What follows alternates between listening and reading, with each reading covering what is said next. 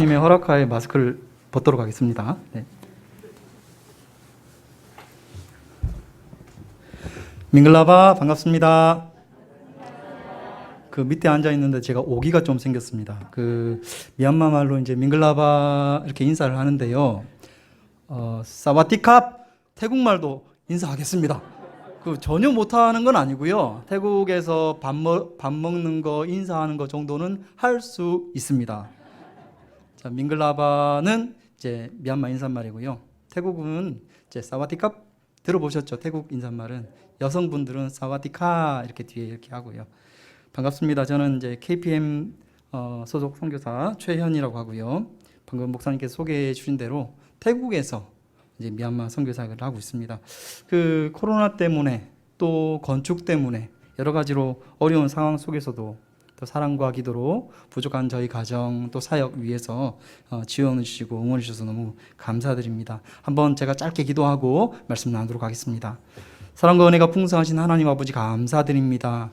이 시간 하나님께서 말씀하실 때 저희들은 듣겠습니다. 말씀하여 주시고 말씀을 전하는 자나 듣는 자가 함께 은혜 받고 도전 받고 하나님의 영광을 위해서 살아드리는 저희가 될 수 있도록 인도하여 주옵소서. 예수님의 이름으로 기도하옵나이다. 아멘. 예. 이게 어디를 보고 쏴야, 예. 예. 됐습니까? 예. 제가 태국어도 못하는데 이 기계 조작도 잘, 요거죠, 요거. 됐습니다. 네. KPM 선교사고요. 2008년 8월 달에 저희가 이제 미얀마에 파송을 받아서 양곤에 들어갔습니다. 여러분 미얀마 수도 양곤은 다 아시죠? 들어보셨죠? 양곤에 가서 이제 언어도 배우고 여러 가지 사역들을 구상하고 계획하고 있을 때 이제 태국에 사는 이제 고신교단 선배 선교사님들이 양곤에는 미얀마에는 선교사님들이 많이 계신데 태국에는 미얀마 근로자들 난민들이 많이 넘어와 있는데 그들을 위해서 사역할 사람이 너무 없다. 그래서 태국에 와서 같이 사역하자라고 저희를 부르셨어요. 그래서 처음에는 언어를 배우고 있을 때 미얀마 선교사가 미얀마에서 사역을 해야지 어떻게 태국에서 사역을 하나 그렇게 생각을 했었어요. 그런데 여러분 한국에도 요즘에 외국인 근로자들 많이 와 있죠. 대구는 어떻습니까? 제가 부천에도 가보고 부산에도 가보니까 미얀마 사람들이 많더라고요. 그래서 2011년도에 이제 12월 달에 기도하는 마음으로 집사람과 순종하자 하나님 부르십니다. 이렇게 고백을 하고 이제 태국 치앙마이로 넘어왔어요. 치앙마이로 넘어와서 그때 2012년부터 한 10여 년간 지금까지 태국 내의 미얀마 이주 근로자들 비공식적인 집계가 한 300만 된다고 그렇게 나와 있어요. 미얀마 인구가 6천만인데 300만이 넘어와 있다는 거는 한 5% 정도, 20분의 1 정도가 넘어와서. 왜? 미얀마는 당장 일거리도 없고 먹고 살기 너무 힘들거든요. 그래서 어떻게든지 태국으로 넘어와서 국경으로 넘어와서 이렇게 미얀마 사람들이 많이 거주를 하고 있어요. 특별히 국경 지역에는 어마어마한 숫자의 미얀마 사람들이 있습니다. 제가 사역하는 그 메솥은 그 도시가 한 6만 정도 되는 그 인구가 있는데 그 중에서 한 80% 정도가 미얀마 사람들입니다. 제가 태국어를 못하는 이유가 있습니다. 예. 인사말을 할 수 있습니다, 여러분. 예.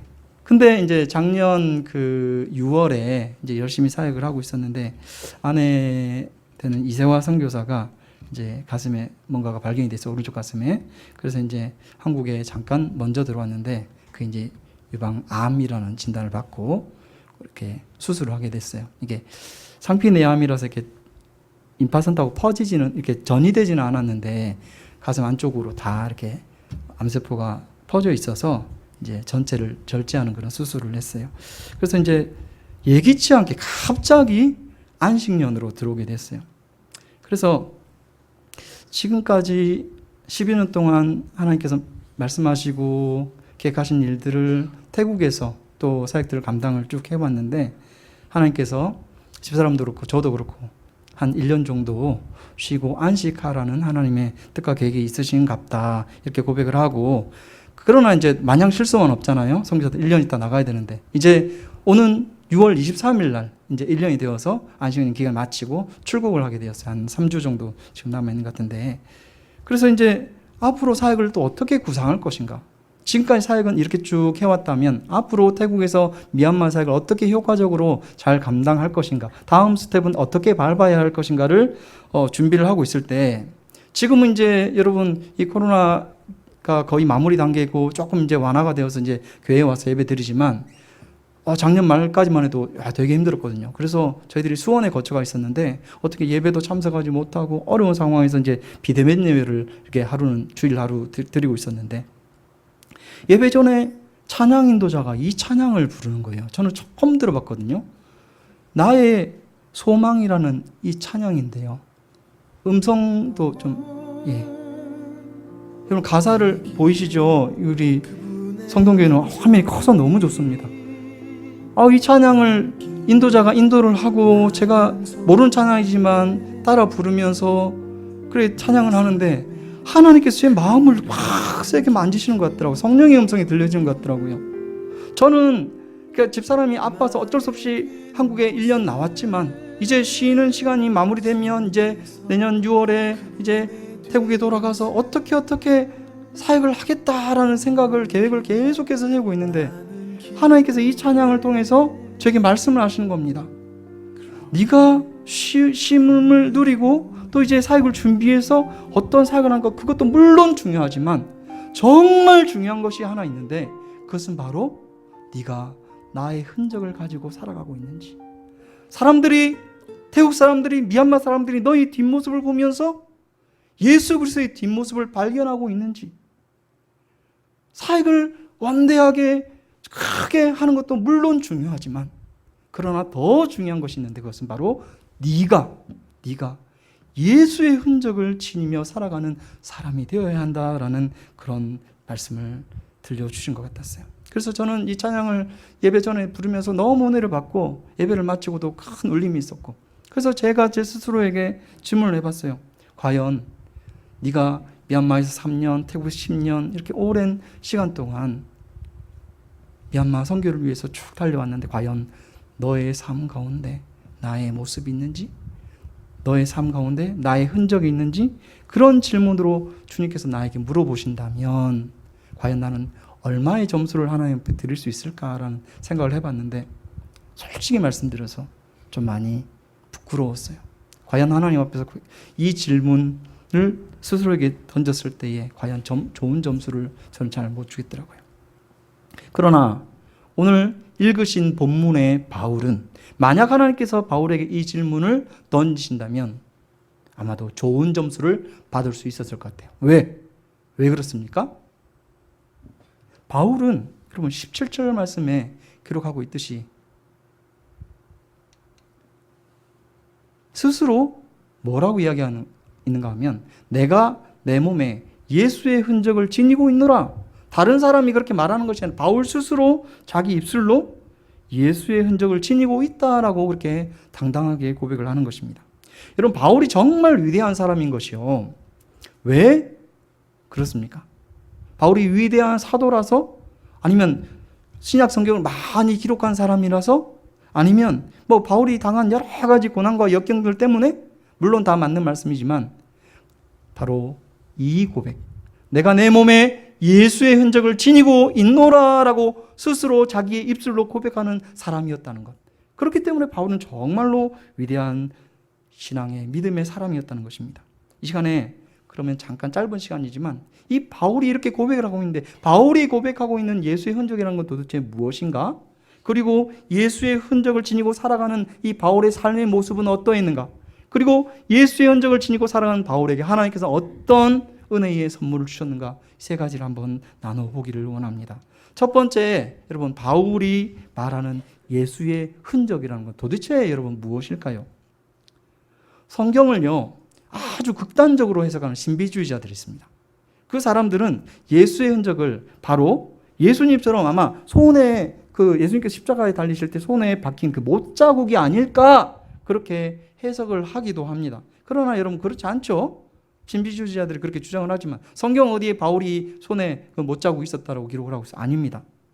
자, 그렇다면 오늘 본문 17절 말씀, 그 흔적이라는 그 단어는 뭐 어떤 뜻인가? 이 흔적이라는 단어는 헬라어로 스티그마타라는 표현인데 흔적이라는 그 한국어 번역보다는 좀 더 어원의 의미에 맞게 번역을 한다면 낙인이라는 표현이 더 옳습니다. 낙인. 예수의 낙인. 그럼 낙인이 뭐죠? 그때 당시에 자료 화면이 제가 없기 때문에 비슷한 거를 인터넷에 제가 한번 찾아와 봤어요. 저 배우 아십니까? 이원종이라는 배우인데, 예. 여러분, 웃으시는 분들은 조금 이제 연세가 조금 있으신 분들, 우리 학생들은 못 웃는데요. 한 12년 전에, 2010년에 KBS에서 했던 추노라는 그 드라마에 그 노비들로 출연했던, 뭐, 이원종이라는 배우 말고 다른 사람 많이 있는데, 뭐예요? 이마에다가 뭐라고 새겨놨어요? 노자를 새겨놨어요. 노비라는 거예요. 노비.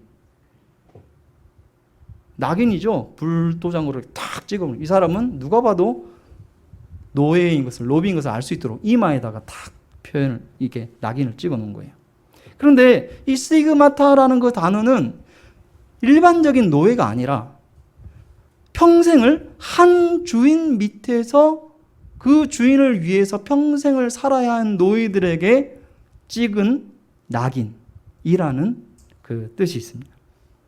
무슨 말입니까? 바울이 자신에게 예수의 흔적이 있다고 고백하는 것은, 예수의 낙인이 있다고 고백하는 것은, 나는 누가 보아도, 내가 내 스스로를 보아도, 다른 사람이 나를 보아도 나는 예수라는 주인을 위해서 평생을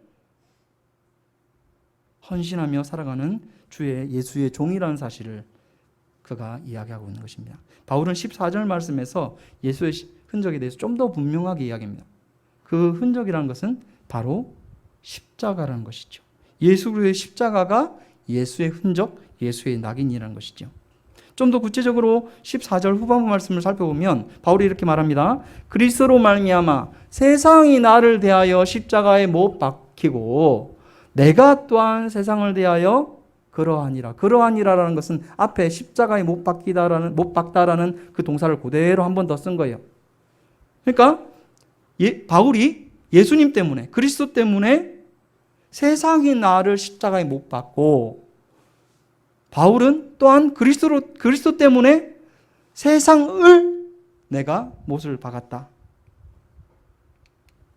무슨 의미가 있을까요? 예수님 때문에 세상이 나를 십자가에 못 박았다는 것은 바울이 예수님처럼 당했던 그런 여러 가지 핍박과 고난을 의미한다고 할 수 있겠고요. 내가 또한 세상을 대하여 못 박은 것, 그것은 바울이 예수님 때문에 버려야 했던 세상의 많은 것들을 의미한다고 할 수 있겠습니다. 그런데 우리가 여기서 주목해 보아야 할 사실이 하나 있습니다. 그것은 뭔가 하면 바울이 이 예수의 흔적, 예수의 낙인인 이 십자가를 뭐 하고 있다고요? 자랑하고 있다는 거예요. 십자가 외에는 자랑할 것이 없다. 오직 나는 십자가만 자랑한다. 그 십자가라는 것이 좀 전에 말씀드렸듯이 바울이 당했던 핍박과 고난들, 바울이 예수님 때문에 버려야 할 세상에 많은 것들 때문에 그가 힘들어하거나 어려워하거나 부끄러워하지 아니하고 이 십자가, 예수 십자가를 자랑하고 있다는 것입니다. 자랑. 성도 여러분, 자랑이라고 하면 보통 우리가 뭘 자랑하지요? 제가 지금 어린아이 사파를 가지고 왔는데 어른이나 애나 똑같기 때문에 제가 이 사파를 들고 나왔습니다. 뭐 때문에, 그러니까 뭐를 자랑하나요? 보통 사람은 어른이나 아이나 할 것 없이 자기가 가지고 있는 것 또는 자기가 이때까지 이루어 온 것을 자랑을 합니다. 그렇지 않습니까? 맞아요. 저희 아들이 하나 있는데요. 딸이 있고 아들이 있는데 아이가 어렸을 때 제가 포켓몬스터 스티커를 옛날에 사준 적이 있습니다. 어렸을 때 아주 미얀마 들어가기 전에. 요즘도 뭐 포켓몬 되게 유명하더라고요. 포켓몬 아이들이 포켓몬 빵을 사가지고 빵은 안 먹고 그냥 포켓몬 스티커만 가지고 다 버린다고 그런 이야기를 들었습니다. 이 아이한테 포켓몬스터 카드를 사줬는데 제가 이제 뭐 많이 안 사주죠. 한 5장만 사줬거든요. 한 며칠 있다가 와서 아빠한테 자랑을 해요. 아빠가 나한테 포켓몬스터 저기 카드 사줬잖아요. 내가 친구들한테 따먹기가 이만큼 땄어요 하고 자랑하더라고요. 와, 뭐예요? 지가 이만큼 이루었다는 거, 지가 노력해서 이렇게 만들었다는 거 자랑하는 거예요. 이런 아이들이 조금만 더 크면 자기가 가지고 있는 것, 메이커 옷, 신발 자랑하고 조금만 더 크면 어느 대학에 진학을 했는지 인서울 했는지 이런 거 자랑하고, 좀 더 지나면 어떤 직장에 취직을 했고 또 연봉이 얼마인지, 또 기성세대가 되면 또 집이 몇 평인지, 차가 어떤 차인지, 또 자녀가 나중에 어느 집과 혼사를 했는지, 퇴직하고 노후 준비는 어떻게 했는지, 그런 거 다 자랑하고 이야기하지 않습니까? 가진 것이나 이루어온 것을 자랑을 합니다. 그러나 사도 바울은 그렇지 않았어요. 사람들이 많이 자랑하는 그런 것들, 그가 가지고 있었던 것, 바울이 이제까지 이루어왔던 모든 것들을 다 배설물처럼 여겼다 그랬어요. 배설물. 그러면서 하는 말이, 나는 예수님 때문에 핍박받고 고난받는 것을 자랑한다. 예수님 때문에 버려야 할 세상에 많은 것들 때문에 오히려 감사하고 그 흔적을, 그 십자가를 내가 자랑한다라고 고백을 하고 있는 것입니다. 제가 아까 태국과 미얀마 국경 메소 지역에서 사역을 한다라고 말씀드렸습니다. 거기 이제 교회 개척과 신학교 사역을 하는데, 거기 이제 그 신학교 이름이 메소 은혜 신학교예요. 그레이스 인스티튜트 오브 디얼로지 해가지고 GIT라고 이제 부릅니다. 근데 태국 미얀마 국경 메소스에 있는 그 학교는 태국 학생들을 위한 것이 아니라 오롯이 미얀마 아이들, 그러니까 국경을 넘어온 아이들 또는 메소스에 있는 그런 젊은 청년들이 입학을 해서 거기서 이제 열심히 신학을 배우고 성경을 배우는 그런 학교인데, 사실 별로 그렇게 좋은 학교는 아닙니다. 성 교사님 와서 좋은 학교라고 자랑을 하셔야지. 아니요, 실제로 그렇습니다. 시설이 좋은 편도 아니고, 그렇다고 뭐 대단한 학위를 주는 것도 아니고, 학생들의 형편이 뭐 엄청 좋은 것도 아니고, 어떤 아이들은 초등학교 3학년 마치고 온 아이들도 있어요. 학력도 수준도 형편도 별서 그렇게 볼 일 없는 그런 아이들이 저희 학교에 왔어요. 그런데 여러분, 저희 메소 은혜 신학교에 와서 성경을 배우고 신학을 배우는 아이들이 얼마나 뜨거운지 모릅니다.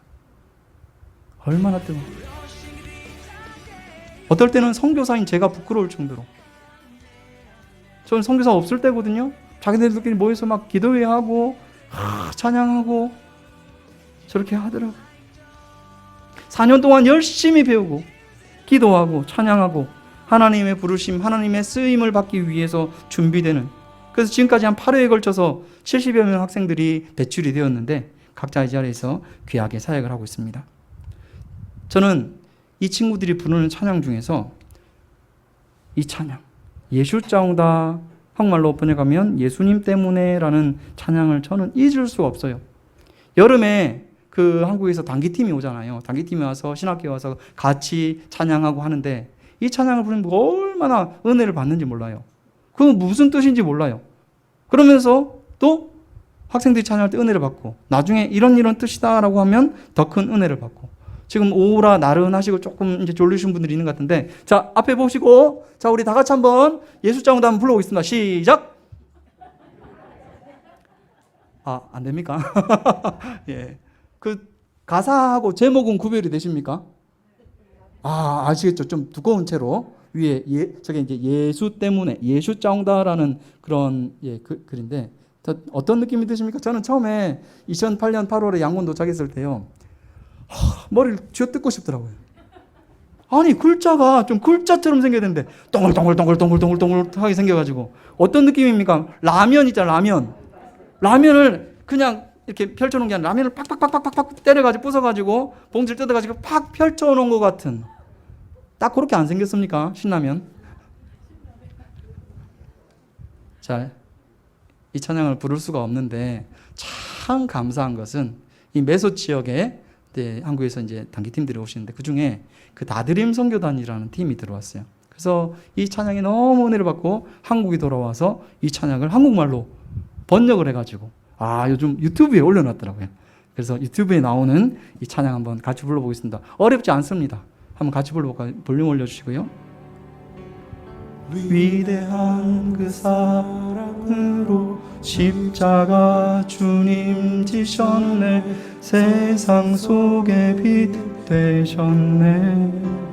주님의 피로 사셔서 주님의 피로 사셔서 영원한 생명 주셨네. 값없이 주신 그 참사. 예수 때문에 살아가고, 예수 때문에 찬양하고, 예수 때문에 완전하고, 예수 때문에 사함받고, 예수 때문에 행복하고, 예수 때문에 의롭고, 예수 때문에 이 찬양을 부르면서 환경이 열악해도 형편이 좋지 못해도 나는 예수님 때문에 살아갑니다. 나는 예수님 때문에 찬양합니다. 나는 예수님 때문에 행복합니다. 손을 들고 찬양을 하는 그 아이들의 모습을 보면서 참 제가 은혜를 많이 받게 되는 것입니다. 여러분, 오늘 본문의 바울의 고백이 바로 이 고백 아닙니까, 여러분? 예수님 때문에, 예수님 십자가 때문에 그가 당하는 핍박과 고난들, 여러 가지 어려움들, 예수님 때문에 자기가 버려야 할 많은 세상의 것들 때문에 힘들어하거나 부끄러워하지 아니하고 오히려 그것들을 기뻐하고 감사히 여기고 오히려 그것을 자랑으로 여기는, 그래서 십자가를, 예수 그리스도의 흔적인, 예수 그리스도의 낙인인 십자가를 오히려 즐거워하며 감사하며 자랑하며 사는 바울과 같은 저와 여러분이 다 되시기를 주님의 이름으로 축원합니다. 두 번째로 우리가 생각해 볼 것은, 자, 그러면 이 예수님의 흔적인 십자가를 지니고 살아가는 바울의 삶의 모습, 그 삶의 자세는 어떠한가 하는 것을 한번 살펴보기를 원합니다. 15절 말씀에 바울이 이렇게 이야기합니다. 할례나 무할례가 아무것도 아니로되 오직 뭐가 중요하다고요? 새로 지으심을 받는 것만이 중요하다. 새로 지으심을 받는 것, 우리가 잘 아는 말로 바꿔 말하면 거듭나는 것, 구원받는 것, 영생을 얻게 되는 것, 이게 중요하다고 이야기합니다. 여러분, 우리의 삶 가운데서 뭐가 중요합니까? 내 삶 속에서 가장 우선순위를 두고 있는 것이 과연 무엇이 있을까요?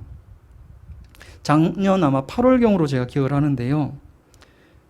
그 20여 년 전에 탈레반이 아프가니스탄을 지배할 때에 아프가니스탄 백성들이 탈레반 치하에 있다가 미국이 점령해서 미국이 한시적으로 시료 지배를 해온 시간이 20년이 됐어요. 근데 이제 바이든이 대통령이 되고 나서 워낙 이 아프가니스탄에 천문학적인 재정이 들어가니까 이제 아프가니스탄에서 미군들을 철수를 시킵니다.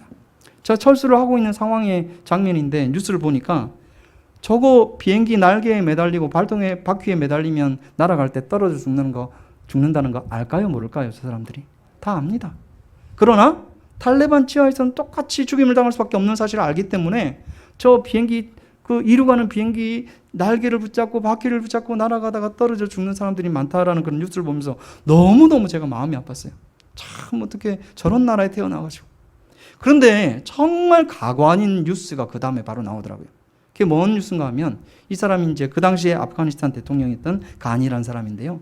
이 사람이 그 자기 돈을 그 트럭에 싣고 와가지고 군용 활주로에 트럭 4대에 싣고 와가지고 거기에서 군용기에다가 싣고 이웃나라로 탈출을 했다라는 그런 뉴스를 들었어요. 참 부끄러운 인생이죠. 이 사람이 대통령이었지만 그러나 나라도 국민도 책임도 체면도 그에게는 중요한 게 아니었어요. 뭐가 제일 중요했어요? 돈이 제일 중요했어요. 그래서 저렇게 했다라는 거예요. 저와 여러분이 과연 제일 중요하다고 생각하는 것이 무엇이 있습니까? 집입니까? 차입니까? 돈입니까? 아니면 자녀입니까? 그 외에 어떤 다른 것들이 있나요? 오늘 본문에 바울은 할례도 무할례도 아무것도 아니다. 가장 중요한 것은 바로 새로 지으심을 받는 것, 거듭나는 것이 가장 중요하다고 고백을 하고 있습니다. 그 당시에 갈라디아에 있는 교회들 그리고 성도들이 신앙생활을 하면서 문제가 되었던 부분이 하나 있었어요. 그것이 무엇인가 하면 그 갈라디아 교회 안에 유대인 율법주의자들이 너무 많았어요. 그래서 교회 안에도 율법주의가 아주 팽배해 있었어요. 그 사람들이 뭐라고 주장하는가 하면 우리가 예수 그리스도를 믿어야 구원을 얻지만 그러나 또 하나 필요한 것이 있는데 그것은 바로 할례를 받아야 구원을 얻는다. 예수님은 그렇게 이야기하지 않았어요. 그러나 유대인 율법주의자들이 그렇게 이야기를 했어요. 주장을 했어요. 그래서 바울이 갈라디아서 5장의 할례의 무의미성에 대해서 계속해서 이야기하고 6장에 와서 15절에 한 번 더 할례나 무할례가 아무것도 아니다. 그게 중요한 것이 아니다. 정말 중요한 것은 내가 예수 그리스도를 믿고 거듭나는 것, 죄사함 받는 것, 새로 지으심을 받는 이것이 가장 중요하다라고 이야기합니다. 여러분, 우리가 우리 삶 가운데서 제일 소중하게 생각하는 것이 무엇이 있습니까? 여러 가지라서 말하기 힘듭니까? 좋은 방법이 하나 있습니다. 제가 이제 한국에 들어오니까 그 TV를 이제 간혹 보게 되니까 이제 요즘 그런 거 하더라고요. 밸런스 게임이라고 아십니까? 그러니까 두 개를 딱 놓고서 예를 들어서 내가 가장 좋아하는 최애의 음식은? 했을 때 선뜻 이야기를 하게. 짜장면, 짬뽕, 짬뽕, 탕수육, 탕수육. 잘하시네요. 그러면서 이게 나중에 끝까지 가면 자기가 제일 좋아하는 음식이 나오겠죠. 똑같은 방법이에요. 한번 게임 한번 해봅시다. 근데 지금 웃고 계시죠? 죽음 앞에서 내가 마지막까지 밸런스 게임을 해가지고 마지막까지 남아있는 그것이 도대체 무엇일까? 선교사님 오늘 우리 교회 처음 오셔가지고 진짜 무슨 이런 심각한 이야기를 갑자기 죽음 앞에서. 여러분, 죽음이요 생각보다 너무 우리 주변에 가까이 있습니다. 코로나가 2020년 초에 터졌습니다. 2019년 여름에 저기 경상도 남도 통영에서 그 단기팀이 왔어요. 보통 단기팀이 오면 이제 청년들이 오든지 안 그러면 중고등학생들이 많이 오는데 그 교회는 장로님들, 권사님들, 집사님 오셨어요. 그래서 청년들이 오면 막 애들 앞에 율동도 하고 막 그렇게 뭐 그 연극도 하고 막 그러는데 이분들은 그런 거 못했어요. 선교사님, 저희들이 뭘 할 수 있을까요? 그래서 한다고 하신 것들이 그 방역 해주는 거, 모기, 그 다음에 우리 어린아이들, 교회들 어린아이들 또 신학교회 학생들 위해서 그 음식 해주는 것들, 페인트 칠해주는 것들, 이런 것들을 해주셨어요. 너무 제가 감사했고, 음식도요, 제가 메소스에서 태국에서 먹어본 음식 중에서 제일 맛있는 음식이에요. 왜 맛있었을까요? 한국에서 묵은지를 들고 오셨더라고요. 묵은지를 들고 오셔갖고 돼지고기하고 같이 이렇게 찜을 해놨는데, 혼이 쏙 빠지는 것 같았어요. 너무너무 맛있어요. 사람 입맛이 비슷합니다. 우리 신학생들도요, 너무 좋아하는 거예요. 그래서 권사님, 제가 나중에 너무 감사해서 나중에 언제가 될지 모르겠지만 안식년 한국 들어가게 되면 한번 꼭 찾아뵐게요. 장로님, 그때 나중에 나가서 인사드리겠습니다. 건강하십시오. 그렇게 인사하고 2년 남짓 됐어요. 그러니까 작년 제가 6월에 왔으니까 10월 달에 그 교회에 찾아뵙고 인사를 드리러 갔는데, 그때 그렇게 정정하셨던 장로님, 수장로님이신데 소천하셨다는 거예요. 폐암 말기에 발견하셔가지고 뭐 몇 개월 안 돼서 그냥 소천하시고, 그때 우리 학생들, 어린아이들을 위해서 막 섬겨주시고 안아주시고 하셨던 그 젊은 집사님, 여집사님, 그분은 흑색종이라고 피부암. 피부암이라는 게 되게 무섭더라고요. 이게 젊으셔도 이게 순식간에 몸이 망가지고. 그래서 그 교회에 단기 선교 오셨던 분들 중에 2분이 천국에 가신 거예요. 너무 마음이 아팠어요. 이번에 코로나 때문에 미얀마 사역자들 2명이 하늘나라에 갔습니다. 작년 2021년 1월 첫날, 1월 1일 날 저희가 태국에 있을 때에 한국에서 전화가 왔어요. 새벽에. 집사람의 큰언니, 그 인천 부평에 계시는데 이제 권사 직분 받은 얼마 안 됐었거든요. 갑자기 심근경색으로 그 새벽에 돌아가셨다고 하는 거예요. 집사람이 한 일주일간 밥을 못 먹더라고요. 정말 믿음으로 의지했던 그런 친언니. 여러분, 죽음이라는 것이 그렇게 뭐 멀리 있는 것이 아니더라고요. 자, 그렇다면 누구에게나 일어날 수 있는, 누구든지 맞을 수밖에 없는 그 죽음 앞에서 내가 마지막까지 붙들고 있는 그것이 과연 무엇인가? 뭐가 가장 나에게 소중한가? 그 메소스에 개척한 메솥에서 저희가 신학교 사역만 하는 것이 아니라 메솥 그 주변의 마을에 미얀마 교회들을 개척을 해요. 저기 이제 체디코 마을이라고 메솥 시내에서 한 30분 정도 떨어져 있는 마을이에요. 그 사역자, 그러니까 이 체디코 은혜교회 사역자 클로트 전도사님인데요. 이 전도사님이 지금 오신 지 한 5년 이제 다 돼가네요. 오신 지 몇 개월 안 됐을 때예요. 이제 교회는 와서 섬기지만 뭐 형편이 안 되니까는 이제 차는 뭐 이렇게 구매를 못 하고 오토바이를 구해서 이제 아이들도 픽업도 하고 그런 식으로 했었어요. 하루는 이 전도사님이 맨 앞에 아이가 넷이거든요. 젊은데 미얀마 사람 아이를 많이 낳습니다. 맨 앞에 3살짜리 막내 아들을 태우고 자기가 운전을 하고 뒤에는 바로 위에 5살짜리 셋째 딸을 태우고 맨 뒤에는 사모님이 타셨어요. 이렇게 가고 있는데 도로를 달리고 있는데 갑자기 불법 유턴하는 그 픽업 트럭, 태국 픽업 트럭이 정면으로 부딪혔어요. 갑자기 확 이렇게 돌아올 줄 몰랐던 거예요. 정면으로 부딪혀서 맨 앞에 있던 막내 아들이 그 자리에서 하늘나라에 갔어요.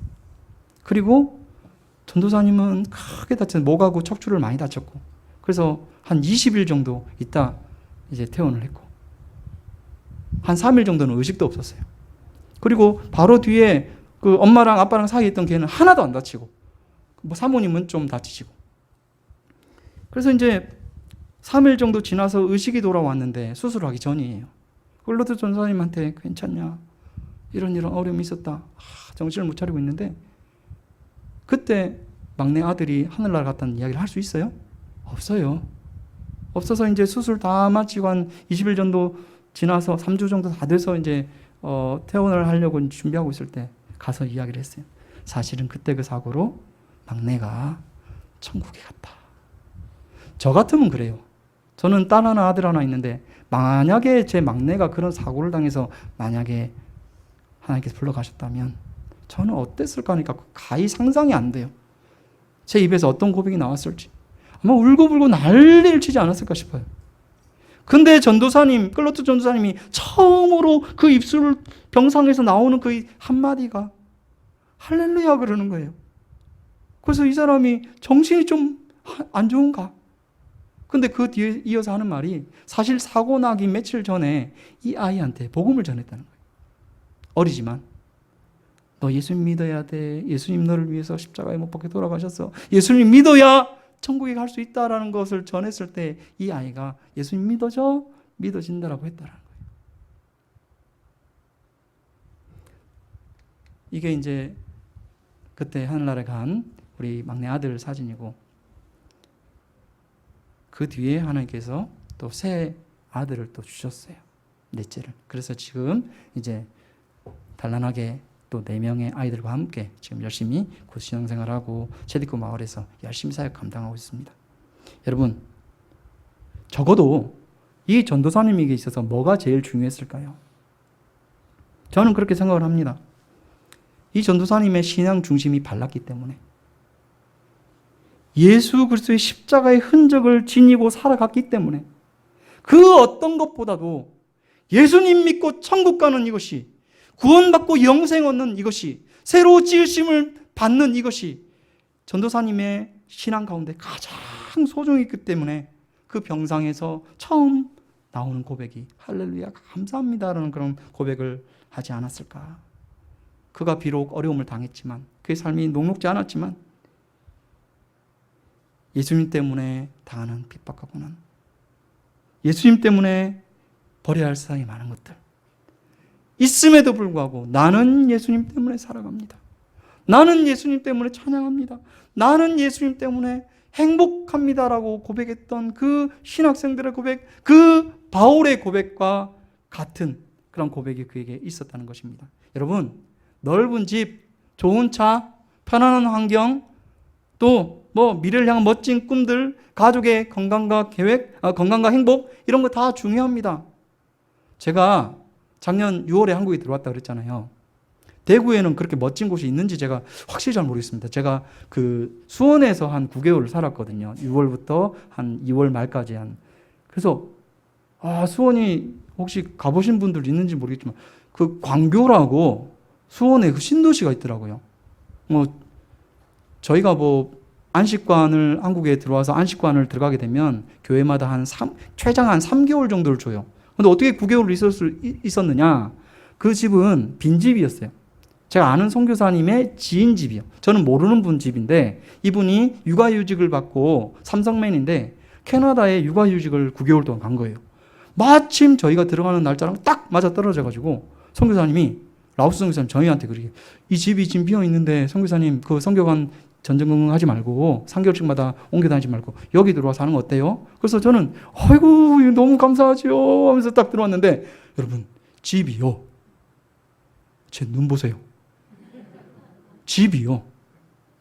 와, 수원에 광교라고 큰 호수가 있는데 그 주변에 40층, 50층 아파트들이 막 숲처럼 막 세워져 있는데 제가 사진 안 가서 보여드립니다. 지금 거기서 42층 아파트, 오피스텔 아파트 그 위에 36층에 딱 문을 열고 들어가면 큰 창을 통해서 호수가 쫙 내려다.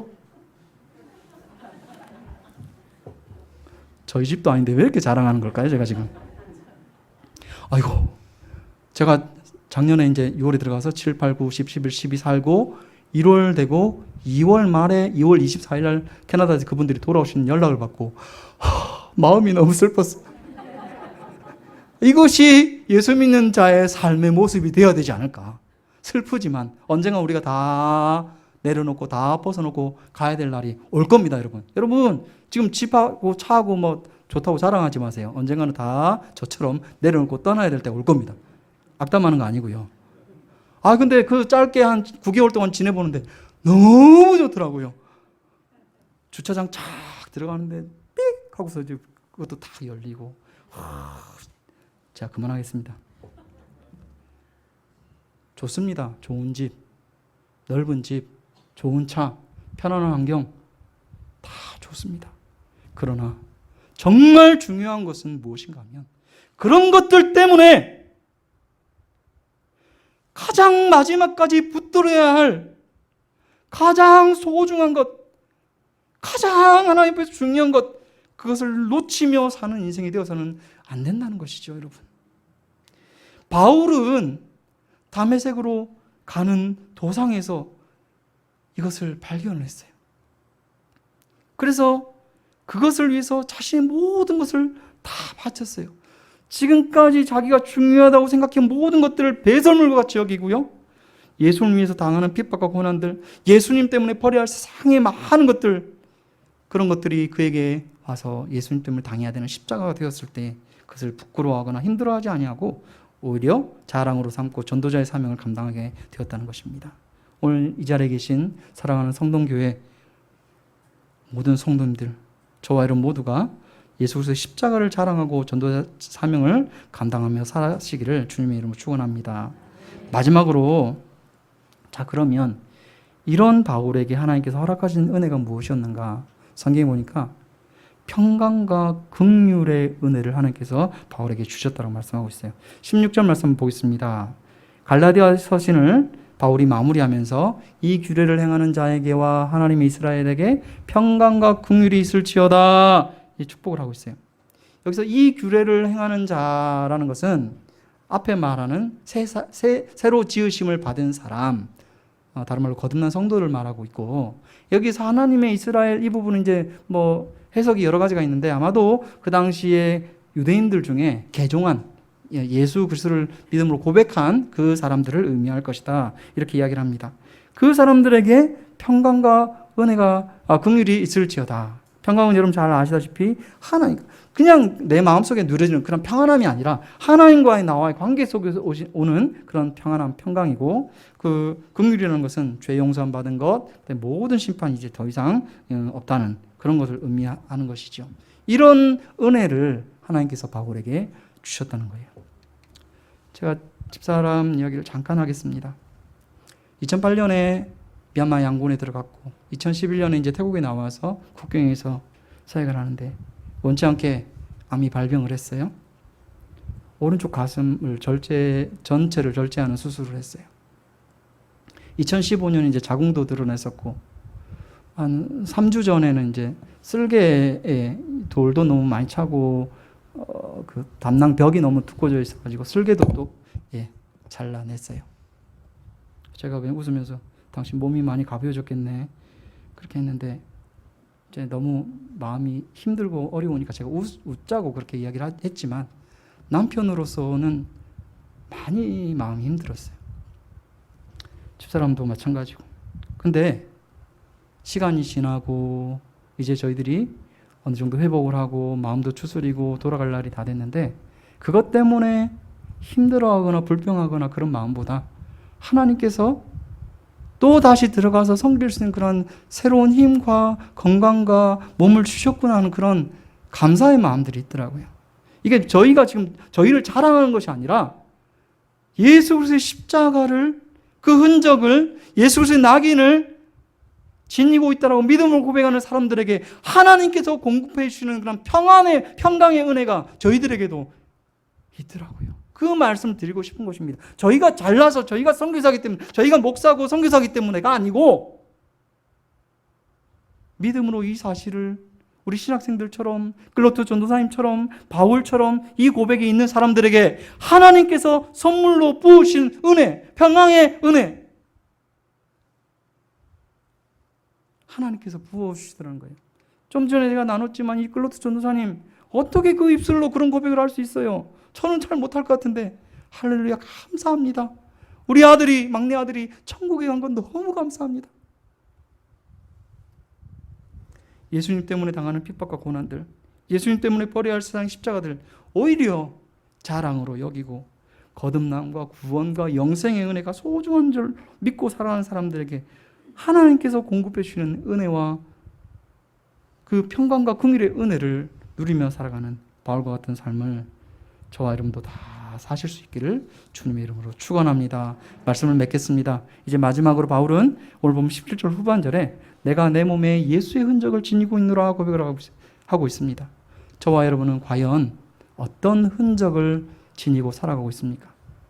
많은 사람들 앞에서, 저 같은 경우는 미얀마 사람들 앞에서, 태국 사람들 앞에서, 여러분은 주의 가정과 일터에서, 교회에서 어떤 흔적을 가지고 지니고 살아가고 있습니까? 나중에 하나님 앞에 섰을 때에 하나님 내가 이 흔적을 가지고 평생을 살았습니다라고 고백할 수 있는 어떤 흔적들이 여러분 있으십니까? 우리가 예수 그리스도의 흔적을 지니고 살아가는 저와 여러분이 되시기를 소원합니다.